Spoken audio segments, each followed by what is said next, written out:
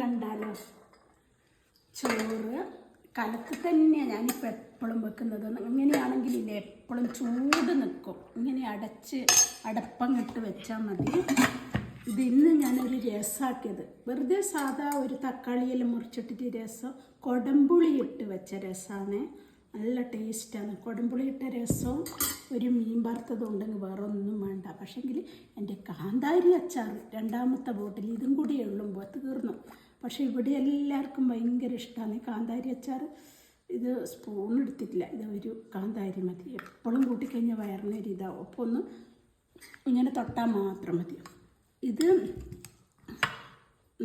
നീളം പയർ, വാളം പയർ തോരൻ വെച്ചത്, ഇതെല്ലാം നല്ലോണം കൂട്ടണം, നല്ലതാണ്. ഇതാണ് ഓമയ്ക്ക അല്ലെങ്കിൽ കപ്പളങ്ങ, കർമൂസ്, അങ്ങനെ പല പേരിൽ അറിയപ്പെടുന്ന ചെറുപയറും കൂട്ടി വെറുതെ വെളുത്തുള്ളി എല്ലാം കൂടി വറുത്തിട്ടത്. ഇത് ദോശയ്ക്ക് രാവിലെ ആക്കിയത്, എല്ലാവർക്കും ഭയങ്കര ഇഷ്ടമാണ്. ഇതൊരു കഷ്ണം മുട്ടയെടുത്തു. ഇത്രയേ ഉള്ളൂ. ഈ മുട്ട പൊരിക്കുന്നത് ഞാൻ മുളക് പൊടിയും കുരുമുളക് പൊടിയും സവോളയും ഇട്ടിട്ട് പൊരിച്ചതാണ്. നല്ല ടേസ്റ്റാണ്. ഇങ്ങനെയൊന്ന് പൊരിച്ച് നോക്കണേ, ഒന്നുമില്ല, അതിട്ടിട്ട് പൊരിച്ചാൽ മതി.